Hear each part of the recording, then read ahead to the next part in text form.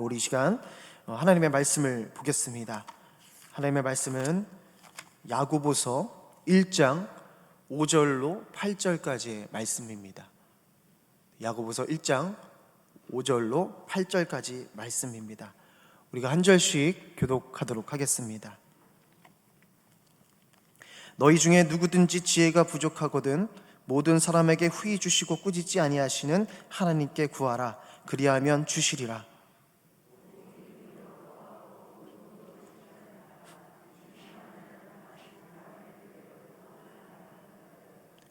이런 사람은 무엇이든지 주께 얻기를 생각하지 말라. 두 마음을 품어 모든 일에 정함이 없는 자로다. 아멘. 할렐루야. 이 시간에도 변함없는 말씀으로 여러분들에게 새 힘을 주시고 또 은혜가 충만한 시간이 되시기를 간절히 축복합니다. 저는 이렇게 나오기 전에 정윤기 권사님 기도를 통해서 은혜를 많이 받았어요. 제가 설교를 안 해도 될 것 같습니다. 거기 내용에 다 담겨 있어서요. 어쩜 이럴 수가, 그런 마음으로 기도를 했는데요. 여러분 지난 금요 기도의 말씀을 혹시 기억하시는 분이 계신가요? 다 기억하시죠? 우리가 여러 가지 시험을 만날 때 어떻게 하라고 말씀드렸죠? 기뻐하라 라고 말씀하셨습니다. 그 이유가 무엇인가요? 그 이유는 그 시험을 통해 우리에게 인내가 있기 때문이다 라고 말씀을 드렸습니다. 여러분, 그 믿음의 시험을 통한 인내를 통하여 우리에게는 어떤 열매가 있느냐? 바로 믿음이 성숙된다 라고 말씀을 드렸어요. 여러분, 우리가 믿음의 시험으로 말미암아 우리는 기뻐할 수 있는 성도가 되어야 될 줄로 믿습니다. 왜 그렇습니까? 믿음의 시험 가운데 우리가 인내하며 믿음을 지킬 때 말씀하십니다. 온전하고 구비하여 조금도 부족함이 없게 하시는 하나님의 인도하심에 대한 확신과 경험이 우리 삶 가운데 있게 될 것이기 때문에 그렇습니다. 그래서 제가 지난 말씀을 통해서 이렇게 말씀드렸어요. 우리의 시험과 어려움을 통해 하나님께서 일하시는 경험을 우리 삶에 담는다라고 말씀하셨어요. 왜 그렇습니까? 그 담는 것, 그 은혜를 체험하는 것이 우리의 능력이며 힘이 되기 때문에 그렇습니다. 여러분, 그런데 우리가 인내하여 그 열매를 맺는 과정은 쉽습니까? 어렵습니까? 너무나도 어렵습니다. 그러기에 우리에게 필요한 것이 있습니다. 그 필요한 것에 대해서 오늘 본문 말씀은 우리에게 말씀하고 계십니다. 여러분, 이 야고보서는요, 누가 썼습니까? 예수님의 동생 야고보가 썼는데요, 흩어진 유대인들, 즉 예수님을 믿고 복음을 받아들인 그 흩어진 영혼들을 향하여 야고보가 쓴 말씀입니다. 그런데 야고보서의 말씀을 우리가 보게 되면 야고보가 강조하는 특징이 하나가 있습니다. 그것이 무엇이냐면 마땅한 행위에 대한 이야기를 많이 한다는 거예요. 그래서 실천적인 신앙에 대한 이야기들을 야고보는 많이 하고 있어요. 그래서 여러분, 우리가 이신칭이라는 것을 다 알지 않습니까? 오직 믿음으로 우리가 구원을 받았습니다. 여러분, 이것을 이야기한 장본인이 누구입니까? 루터라는 사람인데요, 이 루터가요, 야고보서를 인정하지 않았어요. 그가 이렇게 얘기했어요. 이 야고보서는 지푸라기 서신이다. 여러분, 왜 그랬을까요? 왜냐하면 믿음으로 구원을 받는 것이지 행위로는 구원을 받을 수 없다라는 이 정확한 이 자기의 관념이 정확하게 있었기 때문에 그렇습니다. 그런데 가만히 생각해 보면 루터가 이 야고보서를 좀 더 깊이 들여다보았으면 어땠을까라는 생각을 하게 돼요. 여러분, 우리가 이 말씀에 대해서 오해를 해서는 안 됩니다. 우리가 여러분 행위로 구원받는다라는 것을 이야기하는 것이 아니라 이런 거예요. 우리가 믿음으로 구원을 받았다면 그 구원받은 사람들의 삶은 어때야 됩니까? 당연하게 예전과는 엄연히 틀려야 된다는 것을 이야기하고 있는 거예요. 여러분, 우리가 은혜를 받았다면 우리가 비춰지는 삶이 이제는 달라져야 된다는 것을 이야기하고 있는 것입니다. 여러분, 우리가 복음을 받아들였습니다. 그리고 그 복음을 받아들인 후에 그 복음적인 삶이 우리가 살아가는 삶 가운데 비추어지고 있느냐라는 거예요. 여러분, 비추어지고 있습니까? 아멘. 여러분, 오늘날 이 시대가 우리에게 요구하는 것이 무엇일까를 한번 생각해 봅니다. 지금 우리 기독교를 바라보는 시선은요, 여러분 말 안 해도 아시죠? 참 어렵습니다. 그러나 여러분, 시선이 부정적이라는 것은 무슨 얘기냐면요, 우리를 바라보는 기대도 있다는 얘기예요. 여러분, 우리에게 원하는 모습이 무엇이겠습니까? 우리가 고민해야 보아야 할 것은 예수님을 믿고 구원받았기에 우리가 그것으로 끝나는 것이 아니라 어떻게 예수님을 닮아 그 복음의 열매를 비추며 살아갈 수 있는지를 우리가 고민하며 살아가야 된다는 것입니다. 인내하여 믿음의 성숙을 이루는 과정을 위해 꼭 우리에게 필요한 것이 무엇이겠습니까? 어떻게 하면 그 수많은 시험과 유혹 속에서 여러분, 우리는 온전한 하나님의 나라를 살 수 있겠습니까? 오늘날 말씀의 제목처럼 또 야고보의 가르침처럼 우리는요, 하늘의 지혜를 구해야 하는 것입니다. 여러분, 야고보는요, 낙타무릎이라는 별명을 가지고 있었어요. 여러분, 왜 그런 별명이 붙여졌을까요? 하나님께 무릎 꿇고 기도하는 것이 삶이었다는 사실이에요. 그래서 낙타무릎이라는 어떤 별명이 있었어요. 이 얘기 무슨 얘기입니까? 기도하며 야고보는 하늘의 지혜를 계속해서 구하는 자였다라는 거예요. 요한복음 7장 5절의 말씀에 보면 형제들까지도 예수를 믿지 아니하였다라고 얘기하고 있거든요. 여기에 야고보도 포함이에요. 그런데 예수님이 가지고 있는 능력은 이 형제들이 인정을 했지만 그가 메시아라는 사실을 인정하지 않았어요. 그런데 결정적인 사건이 일어나죠. 야고보는 예수님께서 십자가를 지시고 죽으셨다가 다시 부활하신 그 사건을 직접 목격하고 난 후에 그의 삶이 완전히 바뀌어지게 되었습니다. 예수님의 신실한 종, 육체적으로 형제가 되었을 뿐만 아니라 영적인 형제가 되었어요. 그래서 여러분, 야고보는 어떻게 했습니까? 하늘의 지혜를 구하며 흔들리지 않는 믿음으로 주신 사명을 온전히 감당하다가 여러분, 주 62년에 이 총독 안낫으로 인하여 어떻게 됩니까? 순교를 당하게 되었습니다. 네, 여러분, 저는 감히 말씀드리는 것이 무엇이냐면 순교 속에서도 야고보는요, 하늘의 지혜를 구하며 남아있을 그리스도인들을 위해 기도하며 순교하지 않았을까요? 여러분, 우리는 예수 그리스도의 죽음과 부활을 통해 사망에서 생명으로 옮겨졌음을 믿습니다. 더 나아가 흑암의 권세에서 예수님께서 다스리시는 나라로 옮겨졌습니다. 여러분, 이 사실을 믿으십니까? 그렇다면 여러분, 우리는 어떤 삶을 살아가는 거예요? 구원받은 우리의 과제는 예수님의 생명 안에서 그분의 다스림에 순종하며 즐거워하는 것입니다. 그럼 여러분, 그 다스림에 순종하며 즐거워하기 위해서 우리에게 필요한 것이 무엇이겠습니까? 바로 하늘의 지혜인 것입니다. 이를 위해 야고보는 오늘 말씀을 통해 우리에게 말씀하고 계십니다. 우리 오늘 본문 5절 말씀을 다 함께 읽어보겠습니다. 너희 중에 함께 있습니다. 시작.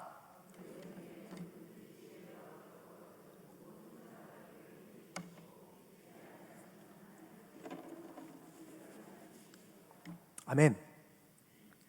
먼저 여러분, 우리가 본문에서 나오는 이 지혜라는 단어를 살펴보기를 원하는데요, 이 지혜라는 단어는 히브리어로 호크마라고 합니다. 여러분, 들어보셨나요?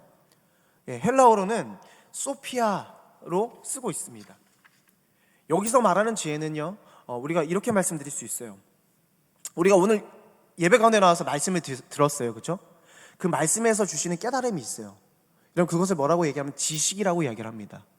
근데 우리가 여러분, 지혜까지 가기 위해서는 어떤 거냐면 듣고 깨달은 말씀을 삶의 자리 가운데 녹여내는 것이 지혜라고 말하고 있는 거예요. 다시 말해서 지혜란 하나님의 말씀을 통찰력 있게 깨닫는 과정과 또 그것을 삶으로 녹여내는 모든 과정을 말하는 것입니다. 이것을 한마디로 얘기해 본다면 이렇게 말할 수 있어요. 여호와 하나님을 경외하는 것. 여러분, 잠언 9장 10절 말씀이 이렇게 말씀합니다. 제가 읽겠습니다. 여호와를 경외하는 것이 지혜의 근본이요 거룩하신 자를 아는 것이 명철이니라. 아멘. 또 여러분, 전도서 12장 12절로 13절 말씀이 이렇게 말씀합니다. 우리 함께 읽어보도록 하겠습니다. 내 아들아, 시작. 내 아들아, 또 이것들로부터 경계를 받으라. 많은 책들을 짓는 것은 끝이 없고 많이 공부하는 것은 몸을 피곤하게 하느니라. 일의 결국을 다 들었으니 하나님을 경외하고 그의 명령들을 지킬지어다. 이것이 모든 사람의 본분이니라. 아멘. 여러분, 우리가 세상을 살아가면서 많은 책들, 어떤 많은 교양 있는 것들을 통해서 우리가 그것을 얻고 그것으로 살아가는 것이 중요한 것이 아니라, 여러분, 우리가 아무리 많은 책을 읽고 아무리 많은 것을 섭렵한다고 하더라도요, 하나님께서 주시는 지혜가 없으면 여러분 그것은 아무것도 아니라는 것을 말하고 있는 거예요. 즉 무슨 얘기입니까? 하나님 경외하며 하나님의 말씀대로 살아가는 것이 지혜의 원천이다라는 것을 오늘 우리에게 말씀하고 계시는 것입니다. 우리가 말씀을 듣고 깨달았습니다. 여러분들, 그런데 그것을 삶으로 녹여내 살아가지 못한다면 우리는 지식만 있는 것이지 지혜가 있는 것이 아니에요. 다시 말하면 여러분, 지혜가 우리 가운데 없는 것인데, 여러분 말씀대로 살아가는 것이 즐거우시죠? 쉬우십니까? 네, 마스크 쓰고 계신 말씀하고 계시는 거죠?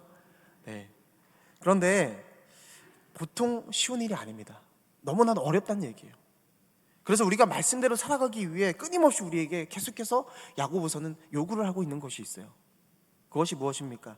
5절 후반부 말씀에 보면 후히 주시고 꾸짖지 아니하시는 하나님께 구하라 라고 말씀하십니다. 여러분, 여기서 말하는 구하라는 단어는 헬라어로 아이테오라고 하는데요, 명령형이에요. 동시에 현재 시제입니다. 그러니까 무슨 얘기냐면 현재적으로 끊임없이 지혜를 구해야 한다라고 말하고 있는 거예요. 여러분, 이것이 무엇입니까? 여러분, 가장 지혜로운 것이 무엇입니까? 지혜를 구하는 것이 가장 지혜로운 것입니다. 잠언 말씀을 보면 재미있는 표현이 있어요. 지혜를 의인화해서 이야기를 하는 구절이 있는데요, 이 잠언 8장 34절 35절 우리 함께 보겠습니다. 길지만 우리 한번 읽어보도록 하겠습니다. 누구든지 시작.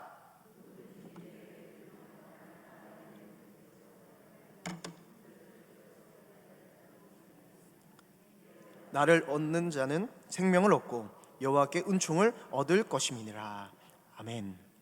여기서 나라고 지칭하는 것이 여러분 무엇입니까? 지혜예요.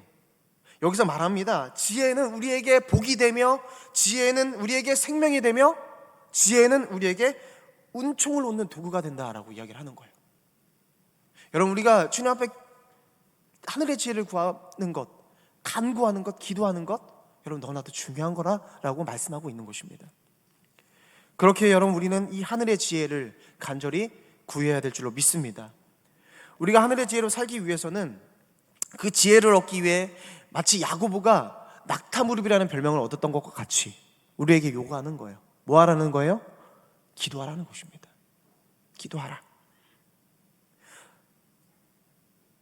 성경은 우리에게 말씀하시는 거예요. 주시는 하나님께 지혜를 구하라. 왜 그렇습니까?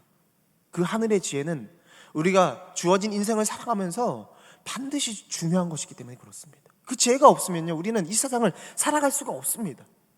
우리는 부족하지만 하나님께는 충만한 것이 지혜이기 때문에 그 충만함을 가지신 하나님께 지혜를 구할 때 하나님께서는 뭐라고 말씀하십니까? 주신다고 말씀하세요. 그런데 여러분, 주시되 어떻게 주신다고 말씀하십니까? 후히 주신다라고 말씀하세요. 자, 여러분, 우리가 이 후히 주신다는 말을 들으면 이 마음속에 기대가 생겨요. 왜 그렇습니까? 후히라는 말을 우리는 이렇게 해석할 수 있어요.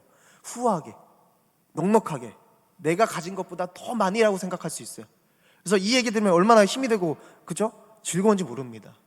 근데 여러분, 이 후히라는 말을 원어로 살펴보면요, 이 단어의 뜻은 단순히, 오로지라는 뜻이 더 강합니다.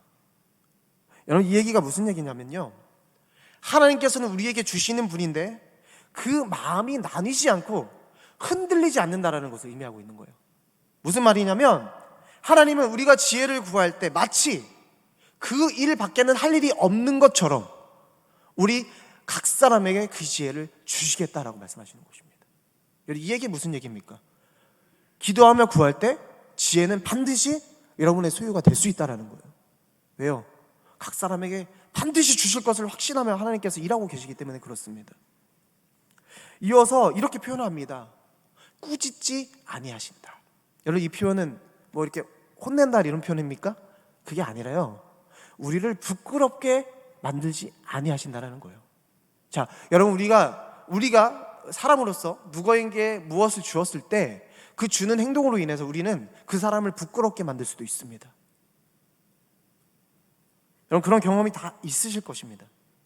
그런데 하나님께서는 우리를 부끄럽게 하지 아니하시고 우리에게 주시는 분이라는 거예요. 부끄럽게 하지 아니하신다. 여러분, 이것을 한마디로 말하면 후히 주시고 꾸짖지 아니하시는 하나님은 아무 계산도 주저함도 없이 진실하게 풍성하게 우리에게 지혜를 부어주신다고 약속하시는 것입니다. 여러분, 우리가 살아가면서 도무지 상황이 이해가 되지 않을 때가 있습니다. 그리고 내가 이 상황에서 어떻게 내가 선택하고 어떻게 처신해야 할지 모르는 상황들이 너무나도 많습니다. 방법이 없는 거예요. 그럴 때 우리는 후히 주시고 꾸짖지 아니하시는 하나님께 지혜를 구하고 기도해야 합니다. 왜요? 그리하면 주시는 것입니다. 여러분, 잠언 2장 6절 말씀에 이렇게 말씀하십니다. 함께 읽습니다. 시작. 대저 여호와는 지혜를 주시며 지식과 명철을 그 입에서 내심이며. 아멘. 우리 한 구절 더 보도록 하겠습니다. 누가복음 21장 15절 말씀이 이렇게 말씀합니다. 제가 읽겠습니다. 내가 너희의 모든 대적이 능히 대항하거나 변박할 수 없는 구변과 지혜를 너희에게 주리라. 아멘. 이 세상도 우리를 무너뜨릴 수 없는 구변과 지혜를 우리에게 주님께서 주시겠다고 말씀하시는 거예요. 예수님께서도 이렇게 말씀하셨어요. 여러분, 그렇다면 우리가 기도를 해서 이 지혜를 구해야 되는데 어떻게 기도해야 합니까? 어떻게 기도해야 합니까? 오늘 본문 말씀은 말씀하고 있습니다. 오늘 본문 말씀 6절로 8절까지 우리 한번 이어서 연결해서 다시 한번 읽어보도록 하겠습니다. 함께 읽습니다. 시작.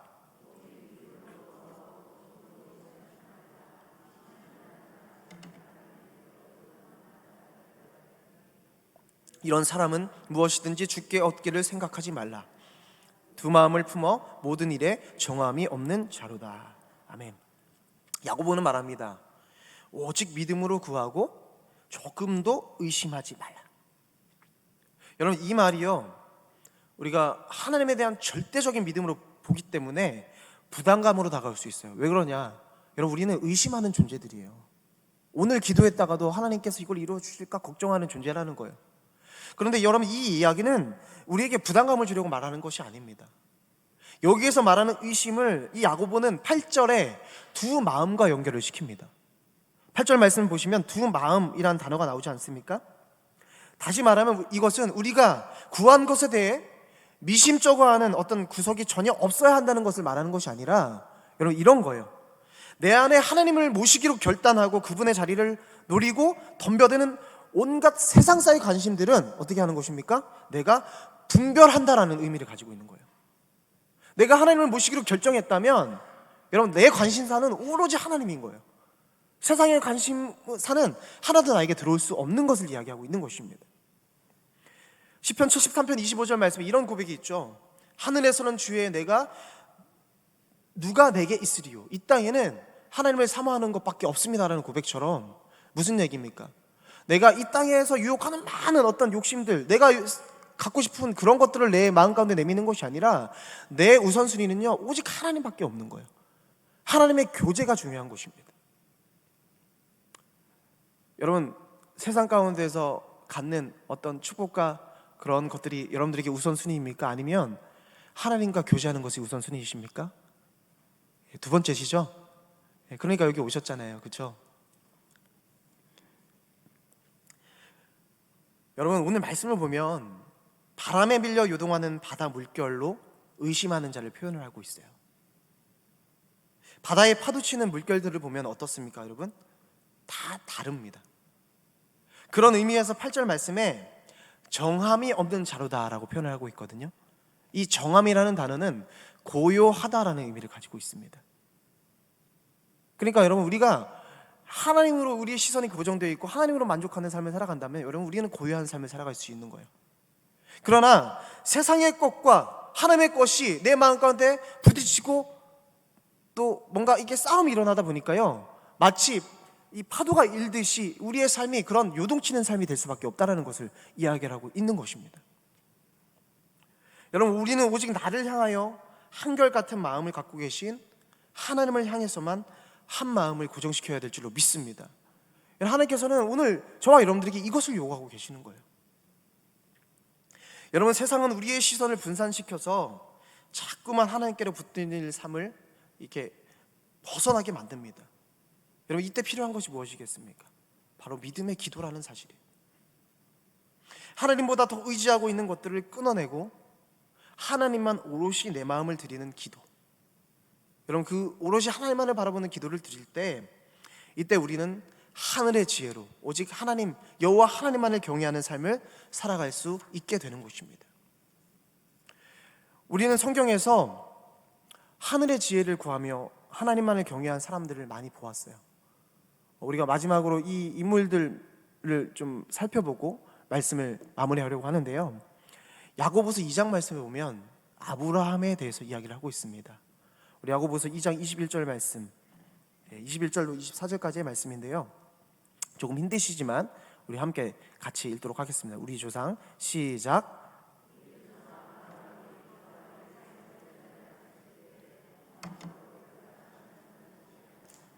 내가 보거니와 믿음이 그의 행함과 함께 일하고 행함으로 믿음이 온전하게 되었니라. 이에 성경에 이른바 아브라함이 하나님을 믿으니 이것을 의로 여기셨다는 말씀이 이루어졌고 그는 하나님의 벗이라 칭함을 받았나니, 이로 보건대 사람이 행함으로 의롭다 하심을 받고 믿음으로만은 아니니라. 아멘. 여러분, 이 말씀은 무엇을 강조하고 있습니까? 이 아브라함이 믿음으로 하나님의 말씀에 반응을 했죠. 더 나아가서 행함으로 그 믿음을 의롭다 다시 한번 칭함을 받는 사건을 이야기를 하고 있는 거예요. 우리가 아브라함을 뭐라고 부릅니까? 믿음의 조상이다라고 얘기합니다. 그의 믿음은 하나님께 인정받는 믿음이었는데, 창세기 15장 말씀을 보시면 하나님께서 아브라함과 언약을 세우셨어요. 그래서 말씀하시는 거예요. 너가 저 하늘을 우러러 무뼈를 바라봐라. 너의 자손이 충만케 되리라. 주님께서 그 약속의 말씀을 주셨잖아요. 그 말씀에 대해서 15장 6절 말씀에 보면, 창세기 15장 6절 말씀에 보면 아브라함이 여호와를 믿으니 여호와께서 그를 의로 여기셨다라고 말씀하고 계세요. 그 말씀이 있은 후에 여러분, 창세기 22장 말씀에 보면 이삭을 제단에 바치는 사건이 나오게 됩니다. 여러분, 아브라함이 어떻게 했습니까? 하나님의 말씀 앞에 순종하는 것을 우리가 볼 수가 있어요. 하나님께 이삭을 드리려 할 때 하나님께서 창세기 22장 12절 말씀에 이렇게 말씀하십니다. 네가 내 독자까지도 내게 아끼지 아니하였으니 내가 이제야 하나님을 경외하는 줄을 내가 아노라. 그런 후에 창세기 15장에서 말씀하셨던 그 축복의 말씀을 다시 한번 아브라함에게 주시는 것을 우리가 볼 수가 있습니다. 여러분, 아브라함은 믿음으로 의롭다함을 받은 후에 이제는 행함으로도 의로운 사람임을 다시 한번 증명받게 되었다는 거예요. 아브라함의 실천적인 신앙을 우리가 보게 되는 것입니다. 로마서 4장 19절로 21절 말씀은 아브라함의 믿음에 대해서 이렇게 말씀하고 있습니다. 제가 읽겠습니다. 그가 100세나 되어 자기 몸이 죽은 것 같고 사라의 태가 죽은 것 같음을 알고도 믿음이 약하여지지 아니하고 믿음이 없어 하나님의 약속을 의심하지 않고 믿음으로 견고하여져서 하나님께 영광을 돌리며 약속하신 그것을 또한 능히 이루실 줄을 확신하였으니. 아멘. 하나님께서 아브라함에게 후사를 약속하실 때 아브라함의 몸과 사라의 몸은 죽은 것과 같다라고 이야기를 하고 있습니다. 여러분, 이것을 통해 우리가 알 수 있는 것은 여러분, 믿음은요, 현실을 과소평가하거나 무시하는 것이 아니에요. 이 얘기가 무슨 얘기냐면 현실의 문제를 약속을 통하여 바라보는 것임을 아브라함은 우리에게 말씀하고 있다는 사실입니다. 아브라함도 사라도 죽은 것 같은 어떤 육체적인 현실의 문제가 있었어요. 자녀를 낳을 수가 없는 그런 육체의 문제를 가지고 있었습니다. 그런데 여러분, 아브라함이 한 것이 무엇입니까?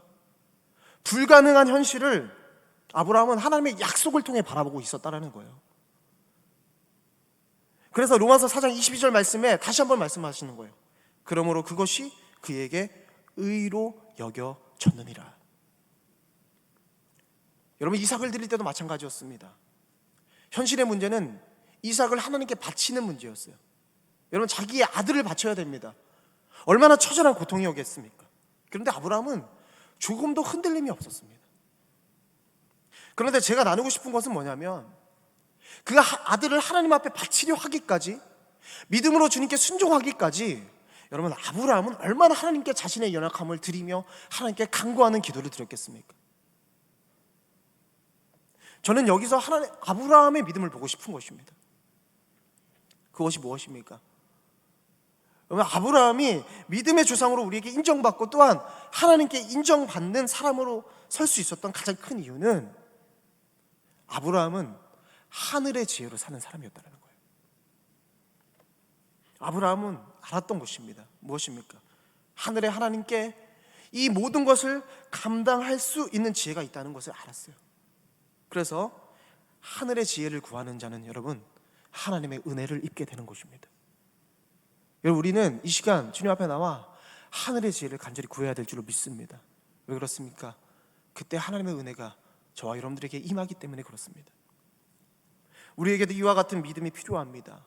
여러분 아브라함과 같이 믿음으로 의롭다함을 받는 동시에 행함으로 우리의 믿음을 인정받는 은혜가 있게 되기를 주님의 이름으로 간절히 축복합니다. 두 번째로 다윗에 대해서 말씀드리려고 해요. 여러분 다윗 다 아시죠? 다윗은요 사무엘상 18장 14절 말씀을 이렇게 기록을 하고 있습니다. 함께 읽겠습니다. 시작.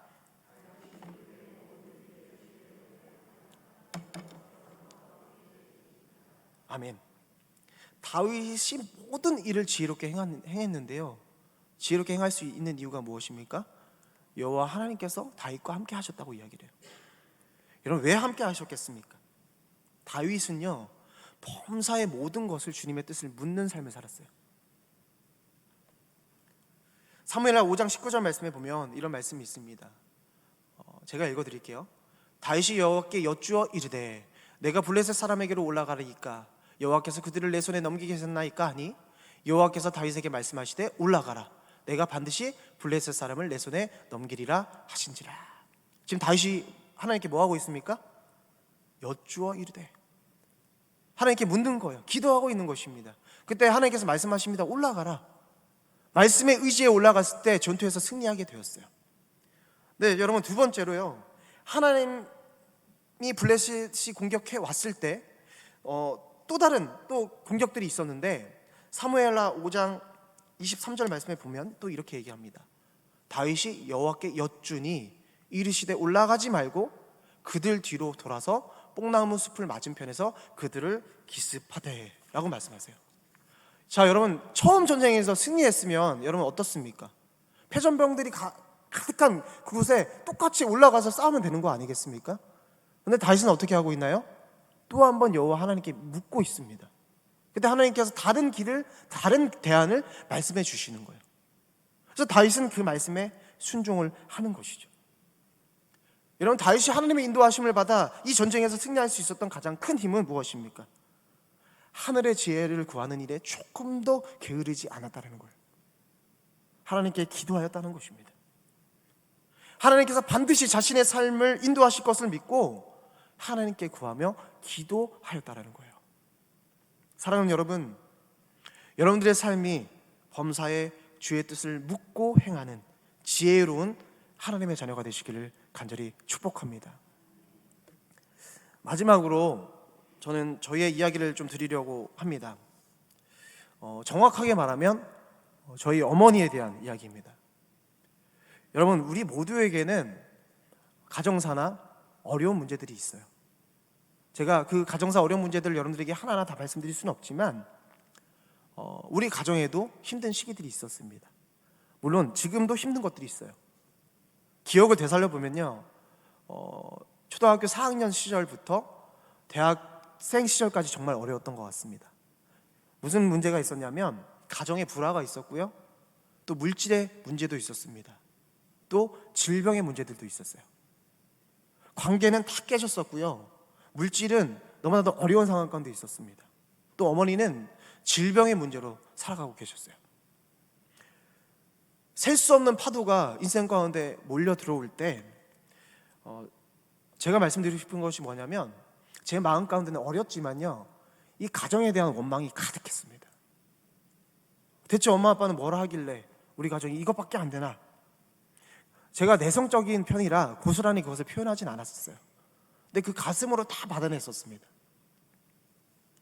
제가 참 답답했던 것이 무엇이냐면 가정에 어려움이 있고 물질에 어려움이 생기면 거기에 대한 대안들을 가지고 와서 그것을 무엇인가 해보고 무엇인가 세상적인 방법으로 해보려고 하고 또 이겨내보려고 하고 어떤 대안들을 가지고 와야 되는데 어머니의 모습은요, 뭐가 하는 게 없는 것 같은 거예요.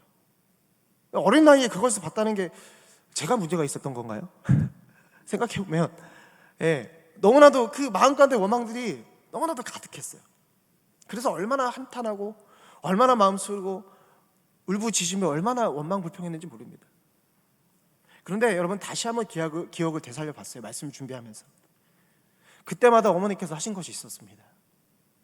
여러분, 무엇일까요? 제가 지금 뭐 말씀드리려고 얘기하는 걸까요? 때로는 저에게 보이지 않으시라고 이불을 덮어 쓰시고 간절히 하나님께 부르짖는 모습을 보게 된 거예요. 그리고 찾으시는 거예요. 오 하나님, 오 주님. 여러분, 그때 부르짖음 가운데 현실의 처절함이 묻어 있었던 것 같습니다. 얼마나 힘들었을까? 지금에서야 이해가 되는 거예요. 새벽마다 어린아이 놔두고 아픈 몸을 이끌고 교회로 갑니다. 그리고 주님 앞에 가서 간절히 부르짖습니다. 가셔서 무엇 하셨겠습니까? 간절히 울부짖으며 기도하는 거예요. 그때의 어머니에게 낙은 교회에 가서 예배하며 의심하지 않고 기도하는 것이었어요. 약속의 말씀을 붙잡는 것이었습니다. 그리고 기다리는 거예요. 여러분, 말씀을 준비하면 은혜가 되는 것이 무엇이냐면, 어쩌면 어머니께서는 현실의 문제 앞에 가장 큰 지혜는 하늘의 지혜를 구하며 하나님께 믿음으로 구하는 기도였음을 분명하게 아셨던 것 같습니다.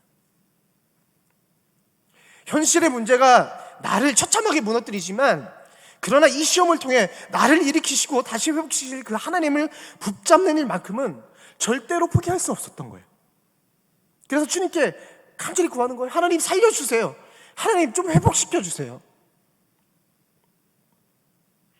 여러분, 어머니의 이 고백을 보며 하나님이 아니면 안 되는 마음으로 부르짖는 이 고백이, 여러분, 우리 인간의 최고의 지혜가 아닐까라는 것을 생각해 보는 거예요.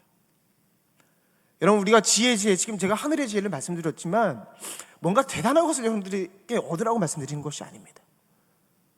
우리가 할 수 있는 최고의 지혜는 나의 어려운 형편과 나의 어려운 삶들을 하나님께 부르짖으며 하나님 살려주세요, 하나님 회복시켜주세요, 간절히 부르짖는 기도를 하나님께 올려드리는 거예요.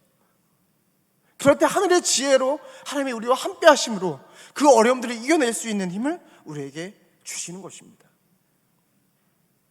여러분, 이 시간 무엇을 간구하러 오셨습니까? 어떤 마음으로 지금 이 자리에 오셨습니까? 우리는 간절한 마음으로 간절히 기도함으로 하늘의 지혜를 구해야 합니다. 그리하면 주시리라 말씀하세요. 무한한 지혜와 무한한 능력의 하나님을 온전히 신뢰하는 저와 여러분들의 삶이 되시기를 주님의 이름으로 간절히 축복합니다. 여러분, 마지막으로 오늘 본문의 말씀을 메시지 성경으로 한번 읽어보고 제가 마치려고 하는데요. 여러분, 잘 보이시나요? 네. 우리가 한번 그냥 순서 맞춰서 쭉 한번 읽어볼게요. 한번 읽어보겠습니다. 시작.